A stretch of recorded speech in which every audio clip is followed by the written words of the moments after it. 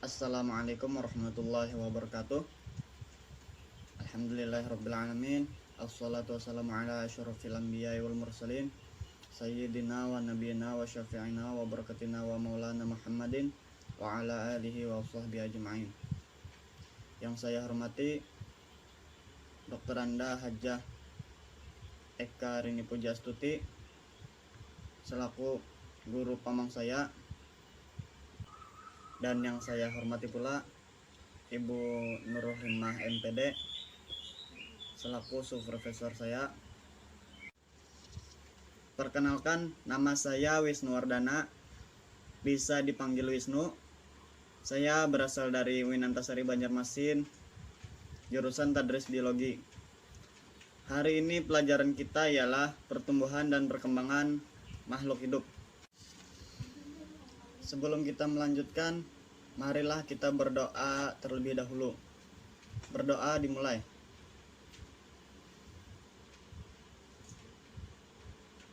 Ya, berdoa selesai. Untuk absen, kita absennya melalui WA saja. Nanti di list siapa yang hadirnya. Apakah kalian memelihara tanaman di halaman rumah kalian? Apakah kalian memperhatikan bagaimana tanaman tersebut tumbuh? Misalnya, biji kacang hijau. Biji kacang hijau yang sekecil itu jika ditaruh di tempat yang lembab dan basah, maka dia akan tumbuh. Lama-kelamaan, akar tersebut memanjang. Setelah akar, maka akan tumbuh pula daun dan juga batang. Itulah yang disebut proses pertumbuhan. Perubahan yang terjadi pada tumbuhan tersebut menandakan bahwa tumbuhan tersebut mengalami pertumbuhan dan perkembangan. Apa sajakah faktor-faktor yang mempengaruhi pertumbuhan dan perkembangan? Baik, kalian buka LKS halaman 3. Di situ ada tujuan pembelajaran. Setelah mempelajari materi berikut, siswa diharapkan dapat memahami konsep pertumbuhan dan perkembangan pada makhluk hidup. Yang kedua, menyebutkan tahap-tahap pertumbuhan dan perkembangan pada tumbuhan, hewan, dan manusia. Yang ketiga, menjelaskan faktor-faktor yang mempengaruhi pertumbuhan dan perkembangan tumbuhan, hewan, dan manusia. Yang keempat, menyusun laporan hasil percobaan tentang pengaruh faktor eksternal terhadap pertumbuhan dan perkembangan tumbuhan sesuai kaidah laporan penelitian. Jadi kita di akhir video ini nanti saya suruh untuk membuat percobaan tentang pertumbuhan dan perkembangan. Ya, anak-anak buka halaman 4 di LKS-nya masing-masing. Nah, di situ judulnya adalah pertumbuhan dan perkembangan makhluk hidup. Pertumbuhan mengandung pengertian, yakni penambahan ukuran, dapat berupa volume, massa, tinggi, dan ukuran lainnya yang dapat dinyatakan dalam bilangan atau bentuk kuantitatif. Nah, dapat diketahui pula bahwa pertumbuhan ini bersifat irreversible atau tidak dapat kembali ke bentuk asalnya. Nah, tadi dinyatakan dalam bilangan atau bentuk kuantitatif, yakni sesuatu itu dapat diukur. Nah, baik itu tinggi maupun lebarnya. Nah, alat ukurnya apa? Alat ukurnya bermacam-macam, dapat berupa penggaris, meteran, atau alat ukur lainnya yang dapat mengukur suatu tinggi, volume, dan juga massa dan ukuran lainnya. Nah, bersifat irreversible tadi merupakan sifat yang tidak dapat kembali ke bentuk asalnya. Nah, contohnya saja misalkan kacang hijau. Kacang hijau yang sudah tumbuh tinggi, nah, itu tidak dapat kembali menjadi tunas, tidak dapat menjadi biji kembali. Karena apa? Itulah sifatnya, sifat tanaman yang tidak dapat tumbuh kembali ke asalnya. Tidak dapat tumbuh menjadi bibit, tidak dapat tumbuh menjadi suatu bentuk asalnya, suatu bentuk awalnya. Begitu pula manusia, hewan. Nah, di sini dijelaskan pula adapun perkembangan mengandung pengertian bertambah dewasanya suatu individu. Makhluk hidup dikatakan dewasa jika alat-alat reproduksinya telah berfungsi.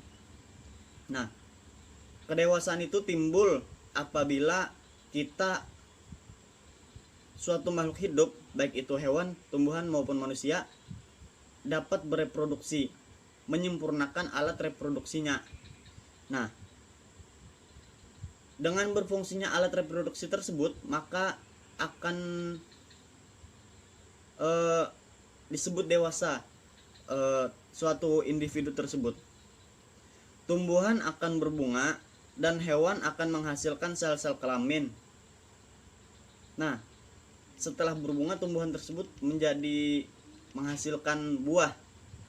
Nah, jika hewan dan juga manusia itu menghasilkan sel-sel kelamin, bisa itu kelamin jantan yakni sperma dan juga ovum bagi perempuan, atau ovum itu bisa disebut sel telur. Nah, jika manusia atau hewan ini bertemu antara sel kelamin jantan dan betina, itu akan menghasilkan keturunan, akan menjadi pembuahan. Pembuahan ini nantinya membentuk suatu zigot. Nah, nanti akan dijelaskan pada fase pertumbuhan dan perkembangan hewan pada fase embrioniknya. Nah, di sini dijelaskan pula macam-macam pertumbuhan dan perkembangan. Pertumbuhan dan perkembangan di sini dibagi dua, menjadi pertumbuhan primer dan juga pertumbuhan sekunder. Kedua pertumbuhan ini sebenarnya berasal dari jaringan yang sama, yakni jaringan meristem. Meristem merupakan suatu jaringan yang memiliki sifat aktif membelah. Pertumbuhan primer berasal dari meristem primer, sedangkan pertumbuhan sekunder berasal dari meristem sekunder. Nah, kita akan membahas yang pertama dulu nih, pertumbuhan primer. Pertumbuhan primer ialah pertumbuhan yang terjadi selama fase embrionik sampai perkecambahan, merupakan contoh pertumbuhan primer. Jadi dia terjadi pada fase embrio. Misalkan tumbuhan tadi itu dapat berupa biji. Nah, dia akan berkecambah dan pada hewan itu juga disebut fase embrioniknya, tetapi dia tidak menghasilkan kecambah, dia menghasilkan zigot. Nah, nanti akan dijelaskan fase-fase embrioniknya. Nah, selanjutnya di sini dijelaskan struktur embrionik terdiri atas tunas embrionik yang akan membentuk batang dan daun, akar embrionik yang akan tumbuh menjadi akar, serta kotiledon yang berperan sebagai penyedia makanan selama belum tumbuh daun. Nah, yang pertama itu akan tumbuh akar. Akar tumbuh untuk menyerap zat hara nantinya pada tanah. Nah, setelah itu tumbuh daun dan juga batang. Pada nantinya keduanya ini akan berperan penting.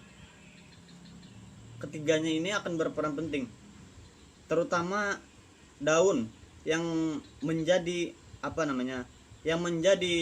sumber sumber penyedia makanan, sebagai penyedia makanan pada saat dewasa nanti. Tetapi di sini pada saat tunas dia memiliki kotiledon. Kotiledon itu ialah sumber makanannya. Nah, jadi pada saat tumbuhan tersebut masih berupa tunas, dia menghisap sari-sari makanan melalui kotiledon, tidak memproduksinya melalui daun. Nah,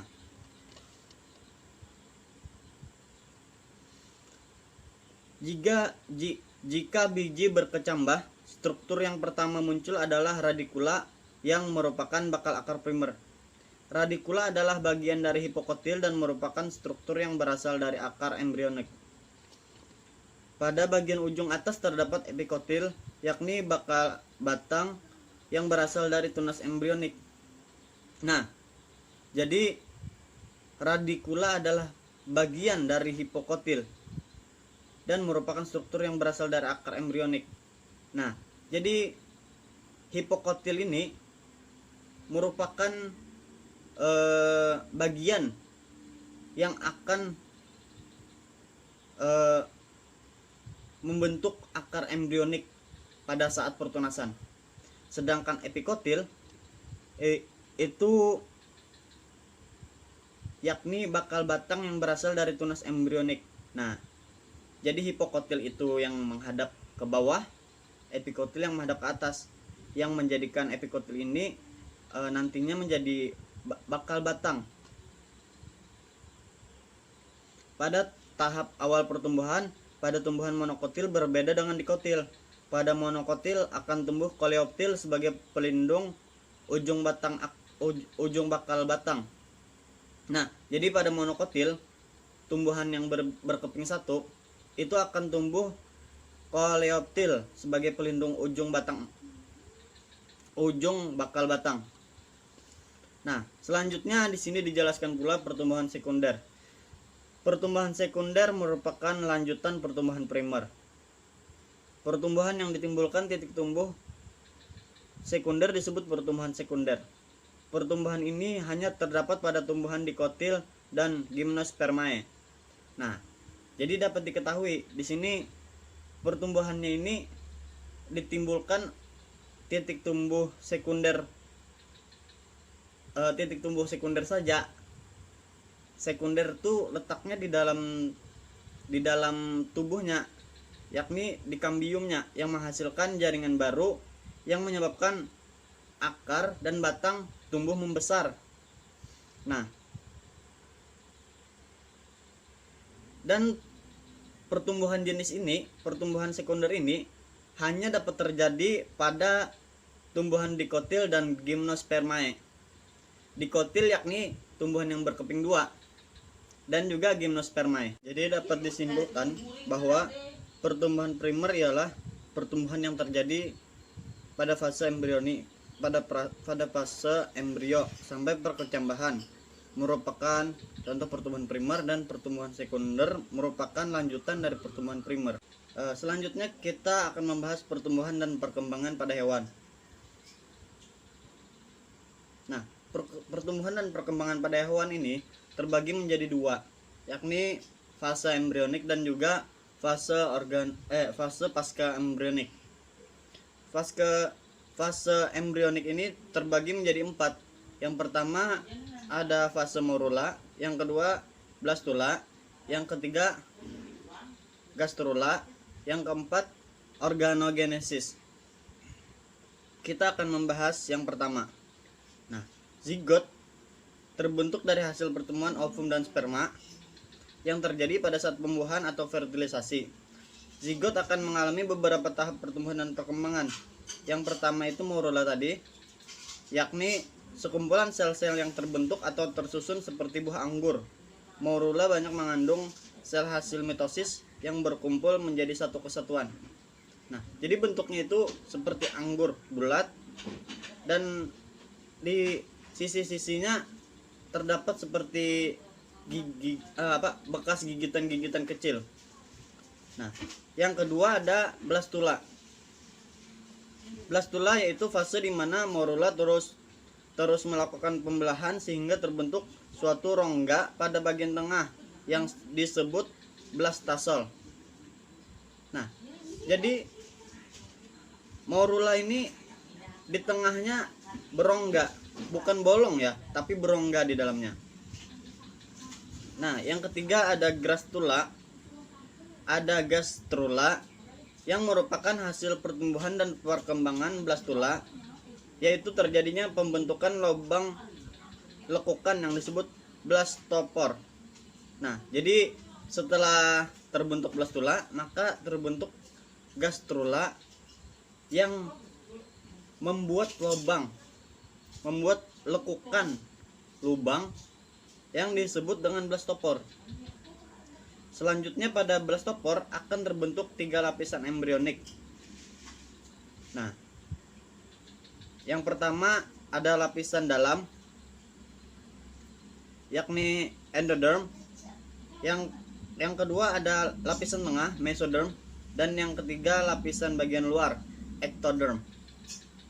Proses pembentukan grastula ini disebut grastulasi. Yang keempat ada organogenesis. Organogenesis yaitu tahap terjadinya diferensiasi atau perkembangan sel-sel dari ketiga lapisan embrionik yang akan membentuk struktur dan fungsi khusus. Nah, jadi setelah terjadi ketiga tahap tersebut, maka terjadi perubahan atau diferensiasi atau perkembangan sel-sel dari ketiga lapisan yang terjadi pada fase gastrula tadi, yakni lapisan luar, lapisan tengah, dan lapisan dalam.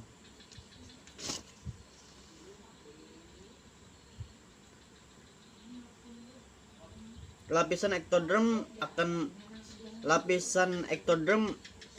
akan membentuk suatu mulut, kulit, sistem saraf, anus, dan juga kelenjar-kelenjar kulit. Lapisan mesoderm menjadi tulang, otot, ginjal, jantung, pembuluh darah, dan alat kelamin. Lapisan endoderm akan menjadi kelenjar-kelenjar yang mempunyai hubungan dengan alat pencernaan dan paru-paru.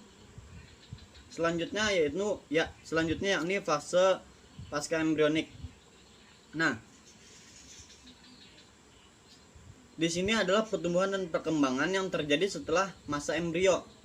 Nah, pada masa ini pertumbuhan dan perkembangan yang terjadi terutama penyempurnaan alat-alat reproduksi, alat-alat kelamin, dan biasanya hanya terjadi peningkatan ukuran bagian-bagian tubuh saja. Nah, jadi ukurannya meningkat dan juga pembentukan alat-alat reproduksi, maksudnya alat-alat kelamin. Nah, biasanya terjadi peningkatan ukuran. Pada bagian tertentu saja. Beberapa hewan invertebrata mengalami regenerasi atau metamorfosis selama pertumbuhan dan perkembangannya. Adapun jenis hewan yang mengalami pergiliran hidup antara fase reproduksi seksual dan aseksual yang disebut metagenesis. Hewan invertebrata ini ialah hewan yang tidak bertulang belakang.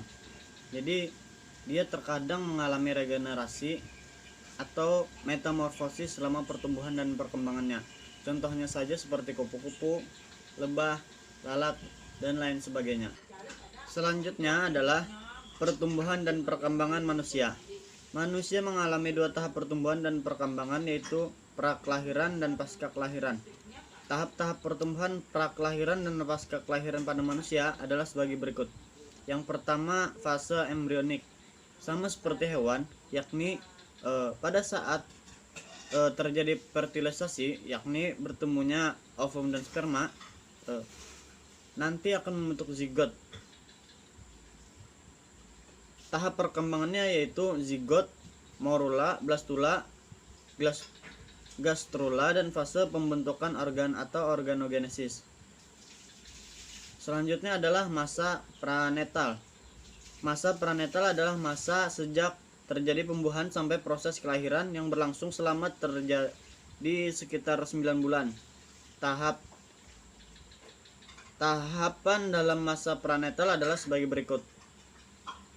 Bulan pertama, embrio memiliki berat 0,02 gram dan ukuran 4 mm. Ini akan membentuk perut, otak, jantung, hati, kelenjar tiroid, mata dan lengan, serta kaki. Bulan kedua, yakni embrio memiliki berat 1 gram dan ukuran 30 mm. Lengan dan kaki mulai tumbuh jari-jari, mata terlihat muncul kelopak, mulut terlihat ada bibir, serta hidung mulai ada lubang hidung. Otot dan tulang-tulang juga mulai terbentuk pada bulan kedua ini. Bulan ketiga, embrio mulai dapat disebut bayi karena tubuhnya telah lengkap, walaupun organ-organnya belum lengkap. Pada usia ini, bayi memiliki berat 14 gram dan ukuran 87 mm. Dengan kepala yang terlihat sangat besar. bayi dapat menggerakkan kepala dan anggota gerak, tetapi ibu belum dapat merasakannya karena ukurannya yang masih kecil tadi. Nah, pada bulan keempat berat bayi telah mencapai 100 gram dan ukuran 140 mm. Pada usia ini bayi mulai aktif bergerak dan dapat dirasakan ibunya. Nah, jadi ukurannya telah bertambah dari 14 gram menjadi 100 gram, dari 87 mm menjadi 140 mm. Pada bulan kelima, perut bayi mulai membesar dan terlihat menggembung. Bayi mulai menendang-nendang jika ada suara yang keras. Nah, pada bulan kelima ini ukurannya sudah sangat besar, tetapi tidak sebesar bulan ke-6 dan ke-9. Tidak sebesar bulan ke-6 sampai ke-9. Pada bulan ke-6 sampai ke-9, bayi terus berkembang menyempurnakan organ-organnya.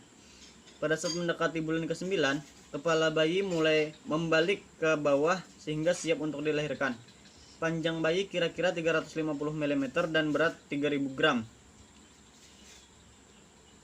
3000 gram ini sekitar 3 kilo. Selanjutnya adalah pertumbuhan pasca kelahiran. Setelah bayi lahir, tahap-tahap pertumbuhan dan perkembangan manusia adalah masa balita dan anak-anak, masa remaja, masa dewasa, dan masa tua atau manula. Nah, yang pertama ini adalah masa balita, terjadi sejak lahir hingga berumur 5 tahun. Nah, pada masa ini adalah masa yang baru beradaptasi dengan dunia luar, sehingga dia pada masa ini juga memerlukan pengembangan daya pikir dan juga kecerdasannya. Dia dapat menguasai berbagai bahasa pada masa balita ini. Nah, yang kedua masa kanak-kanak, dimulai ketika manusia berumur 6-12 tahun, ditandai dengan masa tenang atau laten. Pada masa ini manusia lebih senang bermain dengan teman-teman sebayanya, kemampuan berpikir, motorik, dan sosialisasinya terus berkembang. Nah, jadi setelah pada masa balita, masa kanak-kanak ini menjadi masa yang terpenting karena dia akan mengembangkan lebih jauh, baik itu dari kemampuan berpikir, motorik, dan sosialisasinya untuk mengembangkan bahasa, dan juga bagaimana cara dia beradaptasi di masyarakat. Nah, setelah itu masa remaja atau masa pubertas ini ditandai dengan perubahan fisik dan juga psikis. Nah, setiap anak-anak memiliki kecepatan perkembangan pada masa pubertas.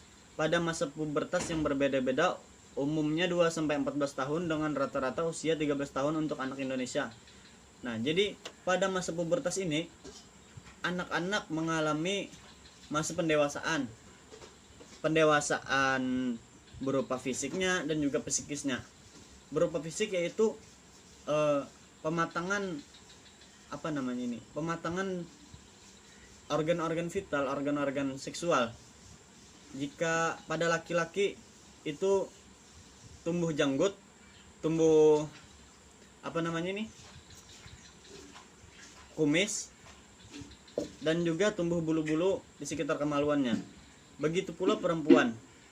Tetapi perempuan tidak tumbuh janggut dan juga tidak tumbuh kumis. Nah, pada masa ini itu disebut masa balik, yakni dia menjadi kalau perempuan itu menstruasi, kalau lelaki biasanya mimpi basah. Nah, kalau perempuan itu dadanya membesar. Nah, sedangkan laki-laki itu tubuhnya akan terbentuk, tetapi tidak seperti perempuan. Kalau perempuan dadanya yang membesar.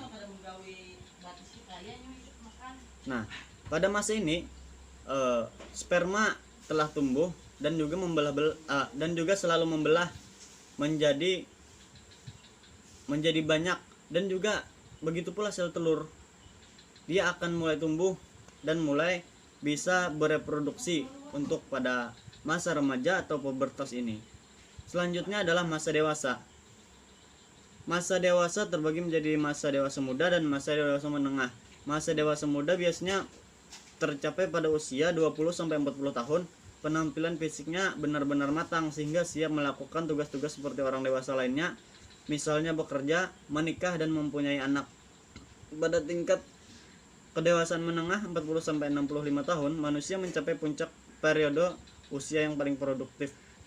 Nah, jadi pada masa ini biasanya orang mulai menikah, mulai bekerja, dan juga mulai mempunyai anak. Nah,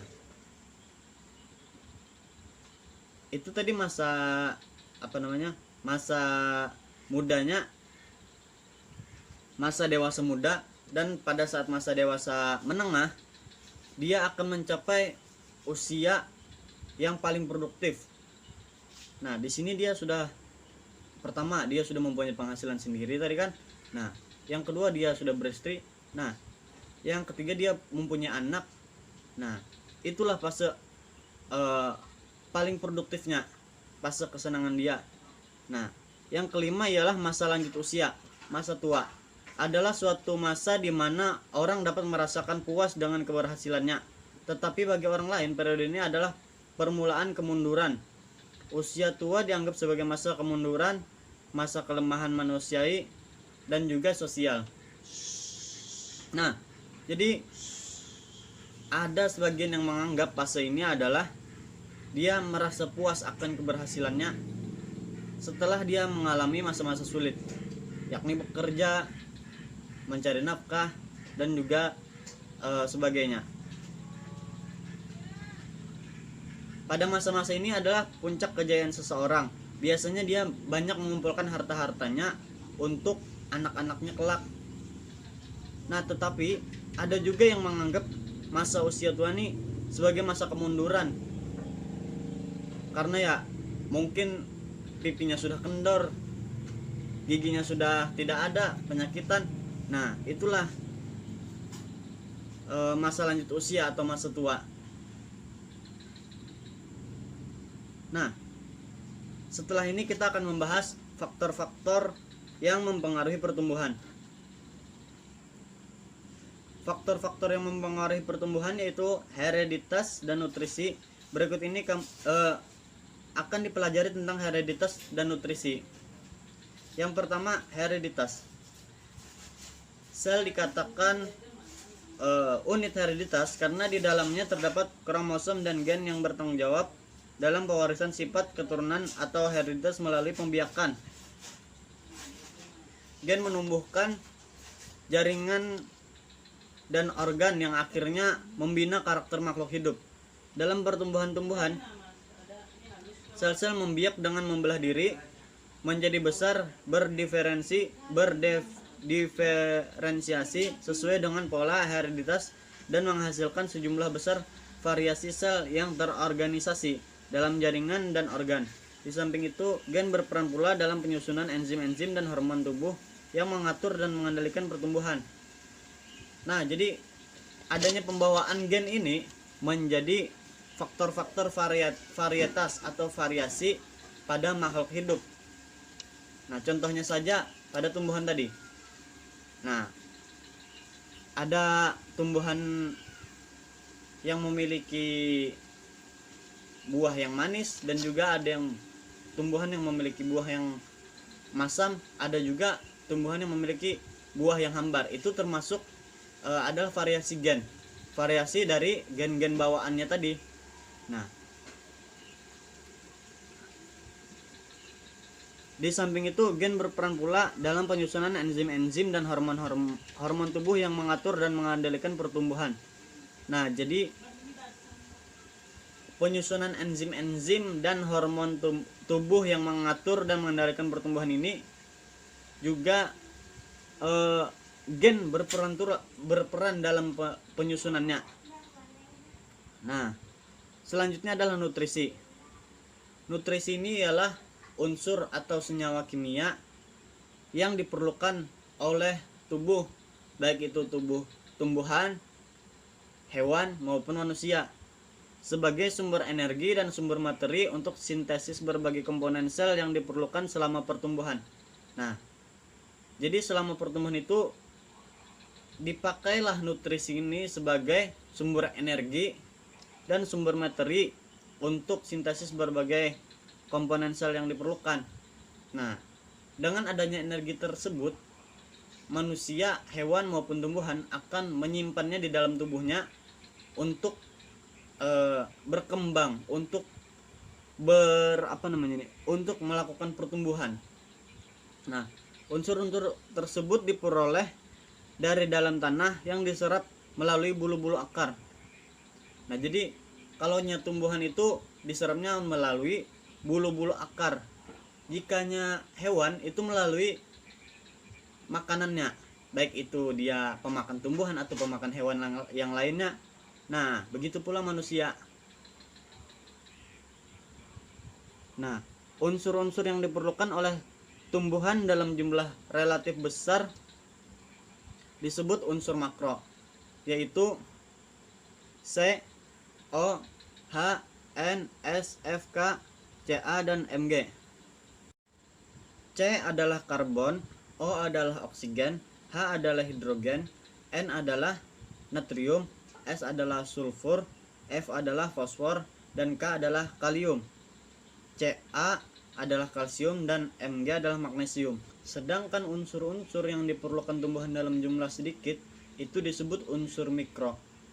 Adapun unsur mikro terdiri dari Fe atau besi, Cl atau klor, Cu atau tembaga, Mn atau mangan, Zn,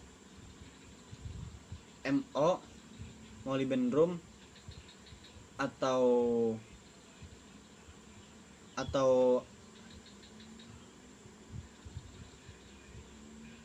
timbal, Bo, boron, dan juga Ni atau nikel. Sedangkan unsur-unsur yang diperlukan tumbuhan dalam jumlah yang sedikit oleh tumbuhan tertentu disebut unsur tumbuhan. Hal ini berdasarkan percobaan dari W. Pfeffer dan Julius Caesar dan juga W. Knopf.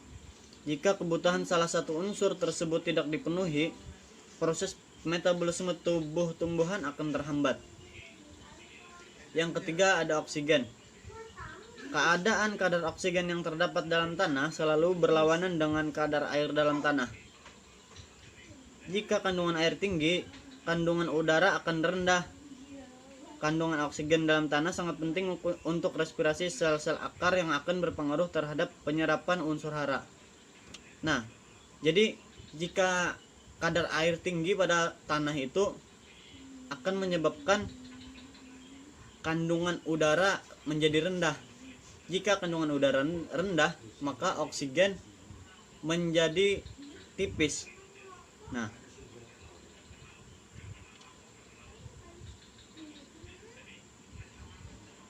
oksigen digunakan pada saat malam hari, pada saat respirasi sel-sel.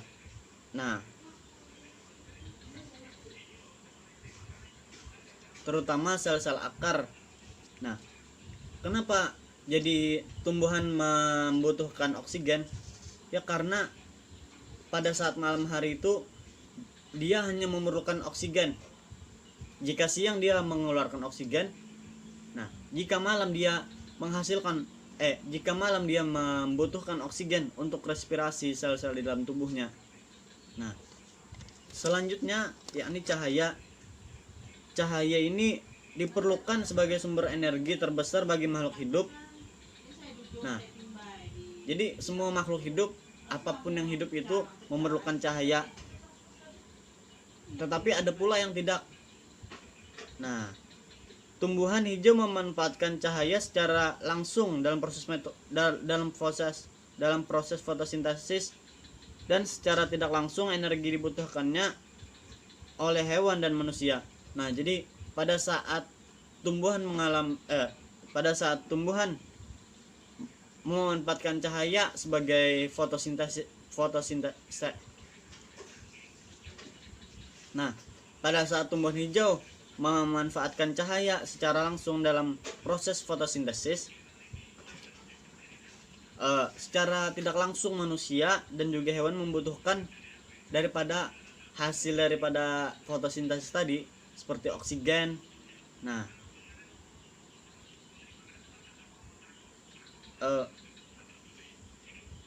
pada tumbuhan ini juga biasanya dimanfaatkan oleh manusia dan hewan sebagai sumber makanan karena menghasilkan energi yang cukup. Umumnya cahaya merupakan faktor yang menghambat pertumbuhan karena cahaya dapat menyebabkan translokasi hormon, regulator hormon pertumbuhan. Hal ini dapat dibuktikan dengan menempatkan dua pot kecambah, yang satu disimpan di tempat yang gelap dan yang satunya lagi disimpan di tempat yang terang atau banyak cahaya. Pertumbuhan yang cepat di tempat gelap ini disebut etiolasi. Nah, jadi pada saat cahaya itu mengenai tumbuh-tumbuhan, ia akan menghambat namanya hormon pertumbuhan. Hormon ini dapat mengakibatkan pertumbuhan pada tanaman. Jika tumbuhan tersebut terkena matahari, maka hormon ini tidak berfungsi, dia terhambat. Nah, contohnya pada saat kita praktikum nanti itu kita praktikkan kecambah yang dibuat di dalam suatu wadah, yang dimana wadah tersebut ditaruh di tempat terang dan di tempat gelap. Kita bandingkan nanti bagaimana hasilnya. Nah, pertumbuhan yang cepat di tempat gelap ini disebut etiolasi. Nah, dia mengatakan di sini pertumbuhan yang cepat di tempat gelap yang disebut etiolasi. Benarkah demikian? Bahwa pertumbuhan yang cepat itu berada di tempat gelap? Bukankah cahaya matahari menjadi menjadi sumber untuk melakukan fotosintesis? Nah, nanti kita buktikan pada saat praktikum. Yang kelima ada temperatur. Temperatur ini sangat berpengaruh terhadap pertumbuhan-tumbuhan. Jadi jika tumbuhan itu mengalami suhu yang terlalu panas pada lingkungannya, itu akan menyebabkan tanaman tersebut menjadi dehidrasi atau kekurangan air. Nah, lalu apabila tanaman berada di tempat yang tidak cocok, misalkan tempat yang sangat dingin, itu juga akan menyebabkan terjadinya penghambatan pertumbuhan.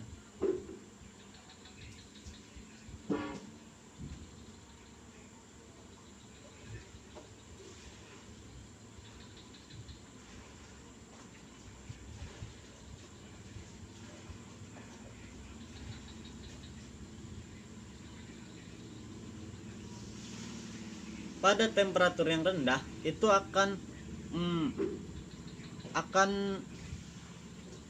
dapat memecahkan massa istirahat pucuk atau biji.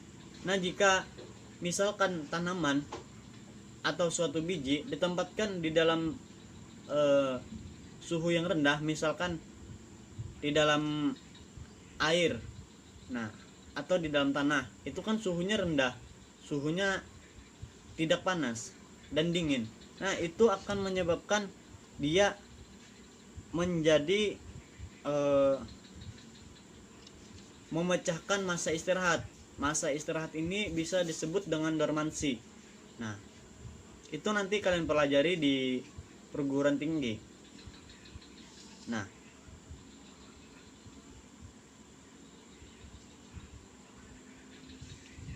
jika massa dormansi atau istirahatnya ini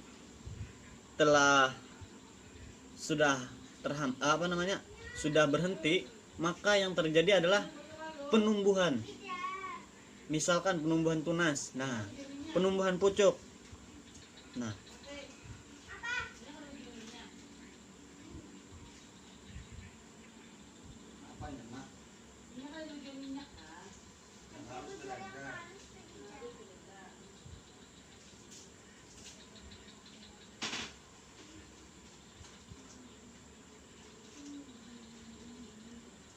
perlakuan dengan temperatur yang rendah ini adalah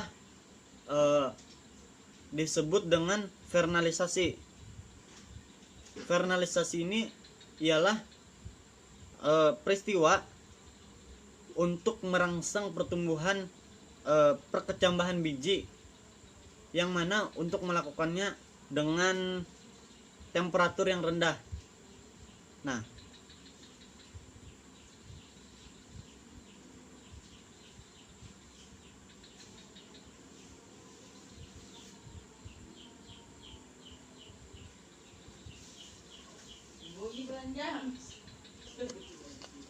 selanjutnya air.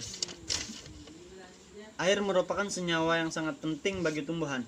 Nah, air ini berfungsi untuk mereaksikan kimia-kimia yang ada di dalam selnya.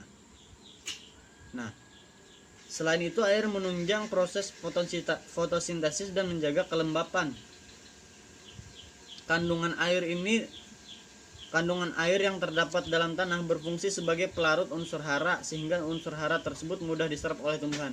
Jadi unsur hara yang ada di dalam tanah itu dapat lebih mudah diserap karena dia lebih cair jika adanya air. Nah, selain itu air memelihara temperatur tanah yang berperan dalam proses pertumbuhan. Pertumbuhan akan berlangsung lebih aktif pada malam hari daripada siang hari, karena pada malam hari kandungan air dalam tubuh tumbuhan lebih tinggi daripada siang hari. Nah, jadi air ini berfungsi sebagai penjaga temperatur di dalam tubuh tumbuhan. Nah, misalkan cahaya selalu menyinari kepada tanaman tersebut, maka otomatis airnya selalu menguap. Semakin panas, semakin menguap. Nah, jadi dengan adanya air ini, dia semakin diuapkan, maka dia akarnya akan semakin menyerap air, sehingga terjadilah penyeimbangan air di dalam tubuh tumbuhan tersebut. Bagaimana dengan manusia dan hewan? Begitu pula manusia dan hewan, dia juga terjadi yang namanya transpirasi atau penguapan yang dilakukan oleh matahari kepada manusia dan juga hewan. Nah,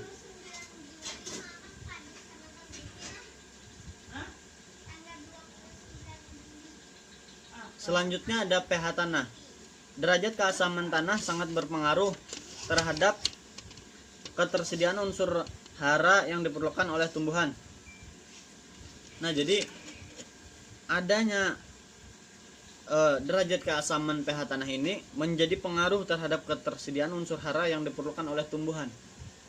Pada kondisi pH tanah netral, unsur-unsur yang diperlukan seperti Ma, Mg, fosfor, kalium cukup tersedia. Adapun pada pH asam, unsur yang tersedia adalah Al, Mo, Zn yang dapat meracuni tubuh tumbuhan. Jadi jika tanaman ditempatkan dalam kondisi pH yang asam, itu tanaman tersebut tidak dapat bertahan lama. Karena apa? Karena ada racun yang diisap oleh akarnya. Nah, selanjutnya adalah hormon. Hormon adalah zat yang berfungsi untuk mengendalikan berbagai fungsi di dalam tubuh. Hormon mempengaruhi berbagai proses dalam tubuh termasuk pertumbuhan. Hormon terdapat baik pada manusia, hewan maupun tumbuhan. Nah, jadi hormon ini berfungsi sebagai mempengaruhi setiap proses di dalam tubuh, berbagai proses di dalam tubuh, termasuk pertumbuhan. Nah, adapun hormon pada manusia yakni hormon tiroksin, dan yang kedua ada hormon pertumbuhan.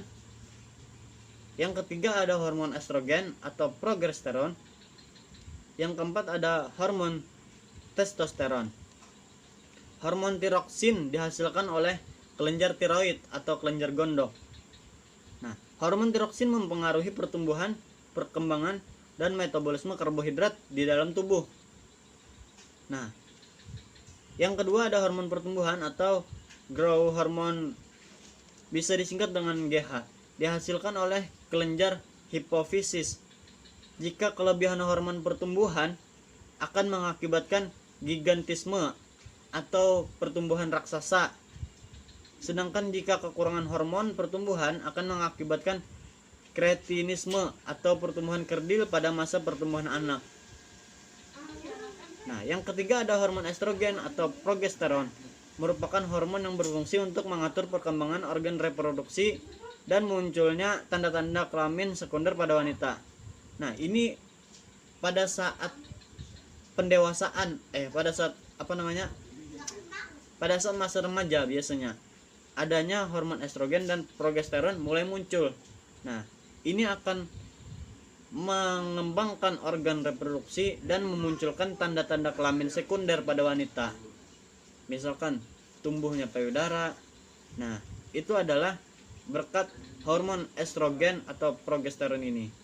Yang keempat ada hormon testosteron, merupakan hormon yang berfungsi untuk mengatur perkembangan organ reproduksi dan munculnya tanda-tanda kelamin sekunder pada pria. Nah, sedangkan hormon estrogen tadi pada wanita, ini pada pria. Misalkan tumbuh kumis, tumbuh jenggot, dan juga tumbuh bulu pada kemaluan. Nah, selanjutnya adalah hormon pada hewan. Nah, hormon pada hewan yang dapat mempengaruhi pertumbuhan dan perkembangan ialah ada dua kelenjar penting, yaitu hipotalamus dan hipofisis. Hipotalamus merupakan pengendali utama kelenjar yang terletak pada salah satu bagian otak. Hipofisis sering disebut dengan master of glands. Beberapa jenis hormon yang mempengaruhi pertumbuhan dan perkembangan pada hewan adalah sebagai berikut.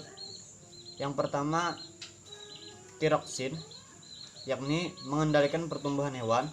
Yang kedua, somatomedin, mempengaruhi pertumbuhan tulang. Yang ketiga, ekdison dan juvenil pada hewan invertebrata mempengaruhi perkembangan fase larva dan fase dewasa. Selanjutnya, hormon pada tumbuhan.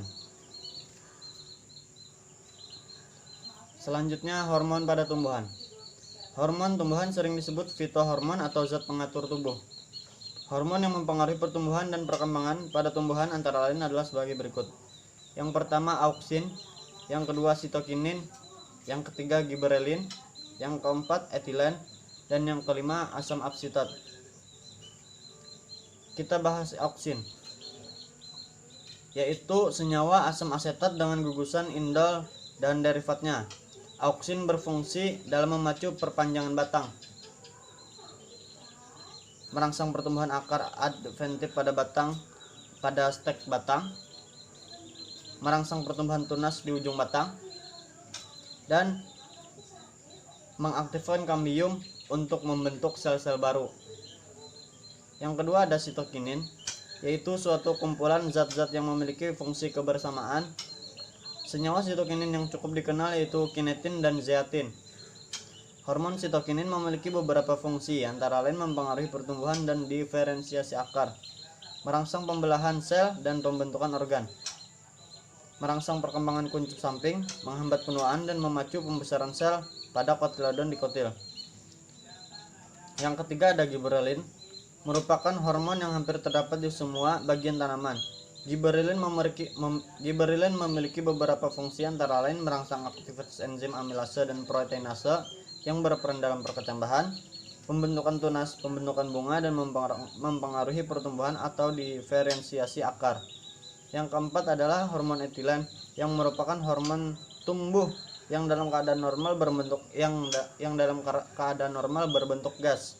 Secara umum, etilen memiliki beberapa fungsi, yaitu mempercepat pematangan buah, merangsang pembungaan, merangsang penuaan dan pengguguran daun, dan menghambat pemanjangan batang. Nah, yang kelima ada asam absitat atau ABA, merupakan hormon yang menghambat pertumbuhan tumbuhan dalam bentuk menurunkan kecepatan maupun menghentikan pembelahan dan pembanjangan sel. Untuk mengetahui tercapai atau tidaknya tujuan pembelajaran kita, maka saya menugaskan kalian untuk mengerjakan soal pilihan ganda pada halaman 11. Dan juga ada soal esai tambahan dari saya, yakni yang pertama, jelaskan konsep pertumbuhan dan perkembangan makhluk hidup, baik itu hewan, tumbuhan, maupun manusia. Yang kedua, sebutkan tahap-tahap pertumbuhan dan perkembangan pada tumbuhan, hewan, dan manusia. Yang ketiga, jelaskan faktor-faktor yang mempengaruhi pertumbuhan dan perkembangan tumbuhan, hewan, dan manusia. Sebagai penutup, saya ingin menambahkan tugas kepada kalian. Tugas ini mengenai praktikum di rumah masing-masing yang berjudul Pertumbuhan dan Perkembangan Kacang Hijau Terhadap Cahaya. Tujuannya adalah untuk mengetahui perbedaan pertumbuhan kacang hijau pada area gelap dan area terang. Adapun alat dan bahannya yaitu alatnya 2 buah piring, kamera atau handphone, penggaris, dan juga alat tulis. Adapun bahannya sebanyak 10 biji kacang hijau, kapas 5 buah, dan juga aquades atau air. Cara kerjanya, yang pertama merendam biji kacang hijau kurang lebih sekitar 12 jam. Yang kedua, membasahi semua kapas dengan menambahkan air secukupnya pada setiap kapas. Yang ketiga, meletakkan kapas-kapas yang sudah basah tersebut sebanyak 5 kapas pada masing-masing piring. Yang keempat, meletakkan biji kacang hijau pada tiap-tiap kapas. Jadi setiap kapas terdapat 1 biji kacang hijau. Yang kelima, meletakkan salah satu piring ke tempat gelap dan yang satunya lagi ke tempat terang. Nah, kalian harus mengamati setiap harinya hingga hari ke-7. Nah, setiap hari, setiap biji kacang hijau itu maka harus kalian foto. Jadi itu kan ada 5 di tempat terang dan ada 5 di tempat gelap, maka 5-nya 10-10-nya harus dipoto, baik itu di tempat terang maupun di tempat gelapnya. Nah, misalkan nih di hasil pengamatan ada, nah selanjutnya pada hasil pengamatan ini ada 2 tabel, yakni tabel di tempat terang dan tabel di tempat gelap. Ini kan ada 7 hari nih. Jadi misalkan hari pertama, nah itu ada 5 biji kacang hijau pada tempat terang. Itu ditambahkan jumlah ukurannya ke-5-5-nya. Kemudian dicari rata-ratanya dengan hasil penjumlahan tersebut dibagi menjadi 5. Nah, begitu pula hari kedua, ketiga, dan seterusnya. Nah, pada tempat gelap sama proses penghitungannya. Jadi misalkan pada hari pertama di tempat terang itu biji satu sebanyak 0,1 cm tumbuhnya. Ditulis hari pertama di kolom 1. Nah, ditulis 0,1. Nah, begitu. Dan begitu pula di kolom 2, ketiga, dan keempat, dan juga kelima. Setiap kolom itu beda-beda bijinya. Jadi harus ditandai. Misalkan biji yang pertama itu harus ditandai supaya ingat. Nah, itu hasilnya nanti diletakkan di kolom pertama juga, dan yang biji kedua diletakkan di kolom kedua. Nah, mengenai analisis, kalian harus bisa menjelaskan tentang perbedaan antara diletakkan di gelap dan di terang itu. Nah, apa perbedaannya? Misalkan jumlah rata-ratanya atau sentimeternya berapa, itu harus dihitung secara teliti dan dianalisa kenapa jadi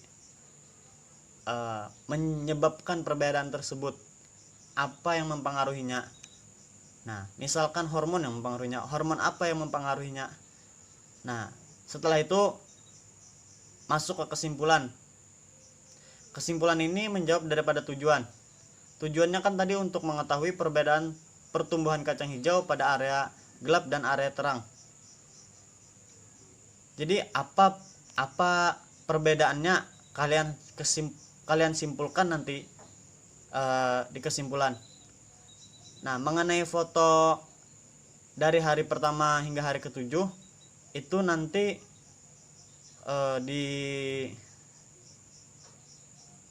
di apa namanya nih, dikirim saja ke WA saya. Nah, setelah itu untuk pengerjaannya dikerjakan di kertas folio bergaris dengan menggunakan pulpen. Mungkin itu saja untuk pertemuan kali ini yang saya sampaikan. Salah khilafnya mohon dimaafkan. Wabillahi taufiq wal hidayah. Wassalamualaikum warahmatullahi wabarakatuh.